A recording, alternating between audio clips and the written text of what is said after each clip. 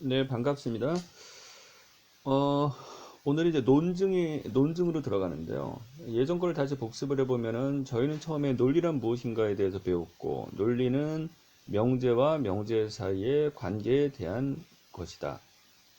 자, 그런데 이제 그 명제와 명제 사이의 관계에 대해서 우리가 확인해 봤던 게 뭐 양립 가능하냐, 양립 불가능하냐를 봤고, 양립 불가능한 것들 가운데는 모순 관계가 있었고 또 반대 관계가 있었고요.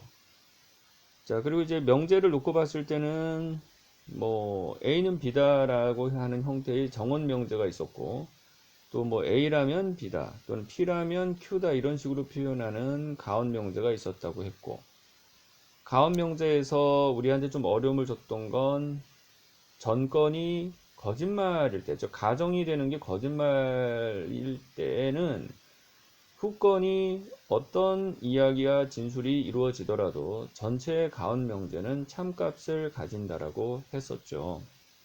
그리고 그 가운 명제 P라면 Q에서 P는 Q가 되기 위한 충분 조건이라고 했고 Q는 P가 되기 위한 또 필요 조건이 된다라는 것을 바로 지난 시간에 이야기했습니다. 자, 이제 우리는 이 논증이라고 하는 거를 오늘 들어가는데요.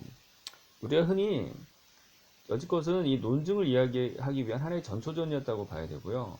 우리가 일상생활 가운데 저 사람이 논리적이야, 아니면 비논리적이야, 말도 안 되는 이야기를 해.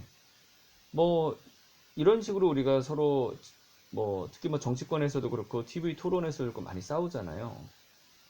뭐, 우리가 이를테면 어떤 입장은 서로 다르죠. 우리 항상 생각이 다르니까요.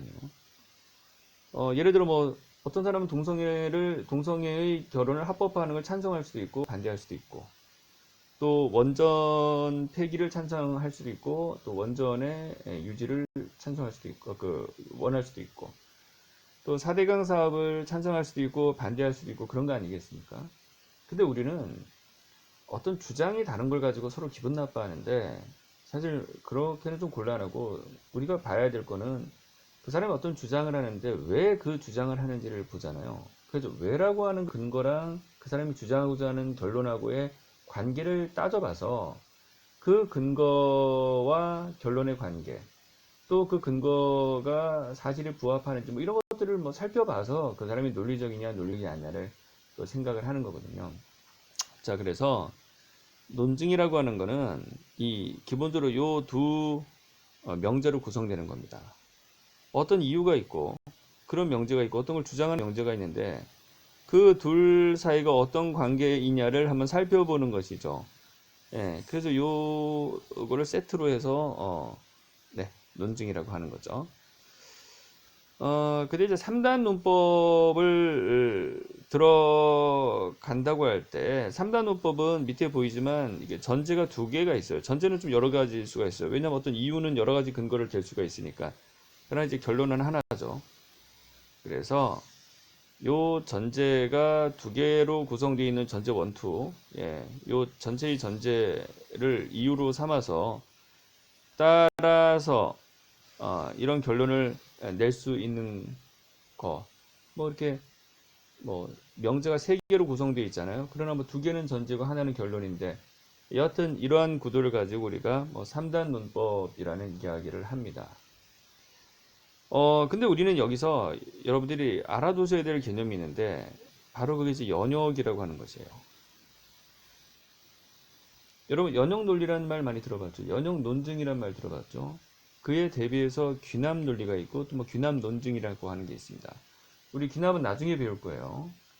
자, 그럼 연역과 귀납을 이야기하지 않고 지금 연역을 얘기하는 데에 있어서 그 연역이 뭐냐라고 우리가 얘기를 한다면, 자, 연역은 이런 겁니다. 자, 이 전제가 만약에 참인지 아닌지는 우리가 지금 신경을 안 씁니다. 자, 여러분, 우리가 귀납 논리라고 하면 전제, 즉 근거가 참인지 아닌지 신경 씁니다. 여러분, 우리 일상생활 할 때 어떤 사람이 근거를 댈 때 그 근거가 사실적인 참인지 거짓인지 신경 써야 하죠. 신경 쓰죠. 그래요. 우린 신경 써요. 우리가 보통 얘기하는 논리는 귀납 논리를 얘기하는 거예요. 연역 논리는 논리학에서의 또 다른 세상의 이야기인 것이 우리 일상생활하고 다릅니다. 우리가 일상적인 생활 가운데서 이야기하는 논리는 귀납 논리예요. 자, 그러니까 먼저 그걸 여러분들이 아셔야 되고요. 아리스토텔레스가 확립했다라고 하는 그 3단 논법 연용 논증인데요. 자, 다시 한번 얘기합니다만 이 전제가 사실적인 참인지 거짓인지 지금 따지질 않아요. 우리는 오직 결론과의 관계만을 따집니다. 자, 그렇다면 전제를 만약 참이라고 받아들였을 때 결론이 100% 이거를 우리가 뭐 필연적으로 또는 반드시 이런 말을 써요. 예, 반드시 결론이 도출되느냐 라는 거에 관심을 가진 게 바로 연역 논증입니다. 정리합니다. 자, 연역은 전제가 사실인지 거짓말인지 신경 쓰지 않는다. 오직 전제와 결론 사이에 문장과 문장 사이에 명제와 명제 사이의 관계의 필연성만 따진다. 우리가 논리학이 첫 시간에 얘기했습니다만 논리학은 우리 언어를 마치 수처럼 논리학하고 수학의 차이는 수학은 수로 쓴 거고 논리학은 말 갖고 하는 거잖아요. 명제 가지고. 논리학의 출발 자체가 한계가 있어요. 예, 우리 말은 수학처럼 되지 않는데 그렇게 생각을 하려 하였어요. 누가? 아리스토텔레스가 그렇게 생각하려 했어요. 우리가 수학을 예를 들면 1 더하기 1은 따라서 뭐가 나옵니까? 따라서 2가 나오잖아요. 예, 1에다가 1을 더하면 이렇게 해볼까요? 그러므로 따라서 2가 뭐 필연적으로 나오는 거잖아요. 요것과 요거 사이의 관계가 필연적이잖아요. 연역 논리는 그런 것이에요. 그래서 뭐 모든 사람은 죽는다. 소크라테스는 사람이다. 결론 따라서 소크라테스는 죽는다. 이 결론이 100% 도출이 됩니다. 그래서 이거를 한번 식으로 바꿔보면은 뭐 이렇게 되죠. 예, A는 B다. 예, A는 B다. B는 C다. 따라서 A는 C다. 수학 공식이잖아요. 일종의 이렇게 100% 필연적으로 도출됩니다. 뭐 가원 명제로 해도 뭐 사람이라면 죽는다. 소크라테스라면 조금 어색하긴 하지만 사람이니까 이런 식으로 가원 명제로 돌려도 마찬가지로 이 근거와 주장, 자, 전제와 결론은 근거와 주장 마찬가지예요. 논리학에서 이 관계는 100% 필연적이다. 이렇게 됩니다. 그것을 우리는 연역이라고 한다. 다시 말해서 다시 한번 강조하지만 관계만 따지지 전제의 사실적인 참거짓 또는 결론의 사실적인 참거짓에는 관심을 갖지 않는다. 그러다 보니까 실제로는 거짓말로부터도 거짓말과 거짓말 두 개의 거짓말 가지고도 얼마든지 논리적인 관계를 도출할 수 있습니다. 뭐 예를 들어 이런 걸 한번 해볼까요? 이게 잘 안 써지는데 사람은 안 죽는다. 따라서 나는 사람이니까 나도 안 죽는다라고 하면 어때요? 자, 사람은 안 죽는다. 참입니까? 거짓말입니까? 거짓말이죠? 나는 안 죽는다도 거짓말이잖아요. 근데 사람이 안 죽는다라고 하는 말이 만약에 참이라고 우리가 가정을 해보는 거예요. 만약 참이라고 하면 나도 사람인데 그러면 나도 안 죽는다라고 하는 것이 이게 어느 정도 퍼센티지로 도출되냐면 100%의 퍼센티지로 도출됩니다. 그러니까 이거는 연역 논증이에요. 아주 제대로 된 연역 논증이에요. 이걸 우리가 뭐 타당하다라는 말 써요. 여러분, 이 타당한 관계, 타당하다라는 말은 사실적으로 옳은 걸 가지고 타당하다라고도 말하니까 그거 혼동하면 안 돼요. 우리가 어떤 학문에서 쓰는 말은 그 말 자체로 이해를 해야지 우리 일상적인 언어로 생각하면 안 돼요. 그러니까 타당하다는 말보다는 타당한 관계가 더 낫겠어요. 그래서 연역에서 타당한 관계죠. 이게 뭐가 타당한 관계죠? 이 거짓말로부터 이 거짓말이 100% 도출된다는 측면에서 어떤 관계라고요? 타당한 관계. 여러분들이 또 혼동스러운 표현으로는 타당한 논증이 구성됩니다. 그거는 풀어서 얘기하자면 거짓말과 거짓말 사이에서라도 100%의 필연성을 갖추게 되는 그러한 타당한 관계가 이루어지는 그런 논증이 만들어진다는 겁니다. 이런 논증 뭐 어렵지 않죠. 얼마든지 여러분들이 거짓말을 만들어낼 수가 있죠. 자, 연역을 여러분들이 어려워하는 까닭은, 논리학을 어려워하는 까닭은 딴 게 아니에요. 예, 우리가 일상적으로 활용하지 않는 연역 논증의 세계가 있고, 수학과 같은 세계이고, 현실 세계와 다르고, 아리스토텔레스는 소피스트들의 거짓말로부터 속지 않기 위해서, 저 사람들이 말장난하는 것에 말려 들어가지 않기 위해서, 우리가 서로 얘기하다 보면은 말장난에 말려 들어가는 경우가 많아서 정신 바짝 차리고 본 거예요. 아리스토텔레스는 어떤 말로부터 어떤 말이 100% 필연적으로 도출되느냐, 난 그거를 받아들이겠다는 거예요. 자, 어떤 전제로부터 어떤 결론을 도출했을 때 그게 정말 100% 확실하게 떨어지는 결론인지를 보고 싶었던 거예요.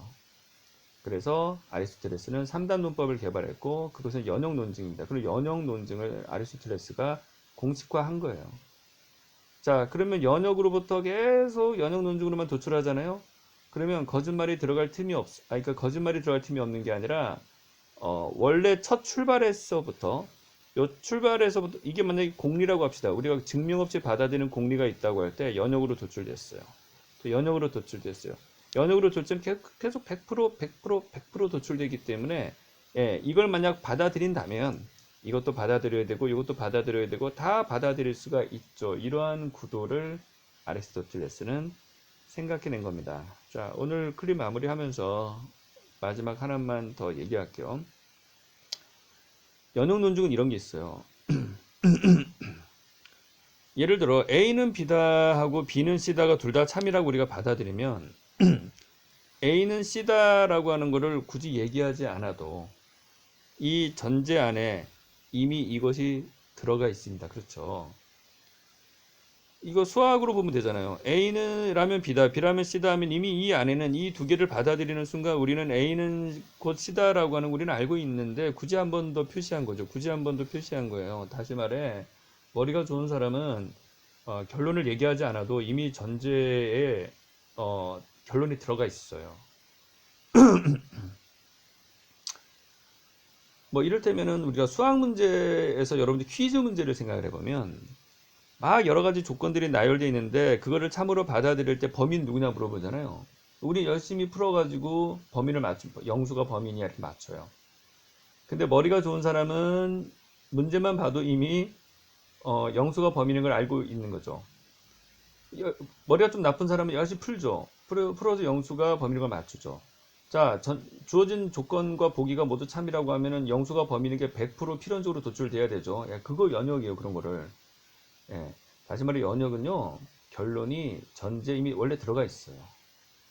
우리가 1 더하기 1이라고 했을 때 2라는 말을 굳이 쓰지 않아도 이미 1 더하기 1은 2라고 하는 거를 우리는 뭐라고 얘기하냐면 함축한다고요.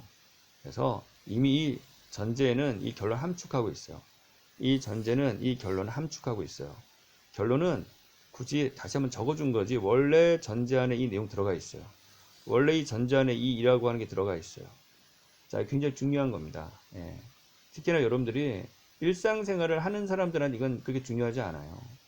그러나 여러분들 만약 어떤 시험을, 논리라고 하는 걸 갖고 시험을 본다고 할 때는 그것이 뭐 공직 적성 시험이든 뭐 변호사 시험이든 아니면은 뭐야 요즘 뭐 대기업 뭐 삼성그룹에 들어가기 위한 SSAT 같은 시험이든 이런 게 나와요.